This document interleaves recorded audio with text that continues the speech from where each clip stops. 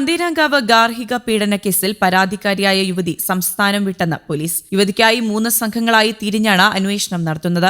യുവതിയുടെ മൊബൈൽ ഫോണിന്റെ അവസാന ടവർ ലൊക്കേഷൻ ലഭിച്ചത് ഡൽഹിയിൽ നിന്നാണെന്ന് പോലീസ് പറയുന്നു. പാസ്പോർട്ട് ഇല്ലാത്തതിനാൽ രാജ്യം വിടാൻ സാധ്യതയില്ലെന്നാണ് പോലീസിന്റെ നിഗമനം. കഴിഞ്ഞ 7-ാം തീയതിയാണ് യുവതി അവസാനമായി ഓഫീസിലെത്തിയത്. ഇവിടെ നിന്ന് ഡൽഹിയിലെത്തിയ യുവതി വീഡിയോ റെക്കോർഡ് ചെയ്ത് സ്വന്തമായി യൂട്യൂബ് പേജ് ഉണ്ടാക്കി വീഡിയോ അപ്ലോഡ് ചെയ്യുകയായിരുന്നു.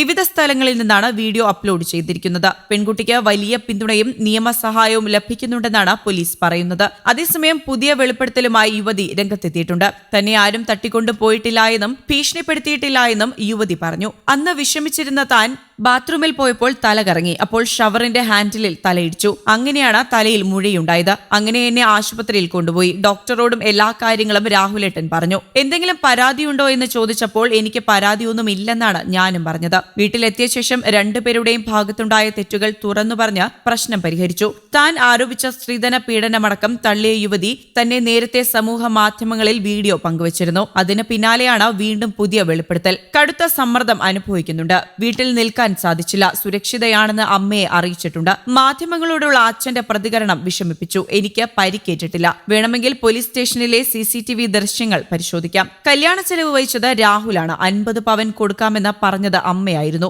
എന്നും യുവതി വ്യക്തമാക്കിയിട്ടുണ്ട്. പ്രതിയായ രാഹുൽ മകളെ സ്വാധീനിച്ചതായിരിക്കാം മൊഴിമാറ്റത്തിന് കാരണമെന്നാണ് യുവതിയുടെ പിതാവ് നേരത്തെ മാധ്യമങ്ങളോട് പ്രതികരിച്ചത്. ഇതിനു പിന്നാലെയാണ് വീണ്ടും യുവതി വീഡിയോ പങ്കുവച്ചത്. ഇക്കഴിഞ്ഞ 3-ാം തീയതിയാണ് മകൾ തിരുവനന്തപുരത്തെ IT കമ്പനിയിലേക്കെന്ന് പറഞ്ഞ് വീട്ടിൽ നിന്നും പോയത്. അതിനുശേഷം 8-ാം തീയതി വരെ മകളുമായി ഫോണിൽ സംസാരിച്ചു. എന്നാൽ ഞായറാഴ്ചയും തിങ്കളാഴ്ചയും വിളിച്ചിട്ട് കിട്ടിയില്ല. തുടർന്ന് അവൾ ജോലി ചെയ്യുന്ന കമ്പനിയുടെ മാനേജരുമായി ബന്ധപ്പെട്ടപ്പോൾ 3-ാം തീയതി മുതൽ 21-ാം തീയതി വരെ മകൾ അവധിക്ക് അപേക്ഷിച്ചിട്ടുണ്ട് എന്നാണ് അറിയാൻ കഴിഞ്ഞത്. പിന്നാലെ മകളെ കാണാൻ ഇല്ലെന്ന് പരാതി നൽകി. കേസിൽ മകളുടെ ഭാഗത്തു നിന്ന് ഇങ്ങനെയൊരു തിരിച്ചടി ഒരിക്കലും പ്രതീക്ഷിച്ചതല്ല എന്നും യുവതിയുടെ പിതാവ് മാധ്യമങ്ങളോട് പറഞ്ഞു. പുതിയ വീഡിയോയുമായി യുവതി രംഗത്തുണ്ട്. തന്നെ ആരും തട്ടിക്കൊണ്ടു പോയിട്ടില്ല എന്നും ഭീഷണിപ്പെടുത്തിയിട്ടില്ല എന്നുമാണ് പുതിയ വീഡിയോയിൽ യുവതി പറയുന്നത്. വീട്ടിൽ നിന്ന് സ്വന്തം ഇഷ്ടപ്രകാരം മാറി നിന്നതാണ്. അത്രയേറെ ഭീഷണിയാണ് വീട്ടുകാരിൽ നിന്ന് ഉള്ളതെന്നും യുവതി സ്വന്തം യൂട്യൂബ് ചാനലിലൂടെ വെളിപ്പെടുത്തിയിട്ടുണ്ട്. ഞാൻ മിസ്സിംഗ് ആണ്, തട്ടിക്കൊണ്ടുപോയി ഭീഷണിപ്പെടുത്തി പറയുന്നതാണെന്നാണ് വീട്ടുകാർ പറയുന്നത്.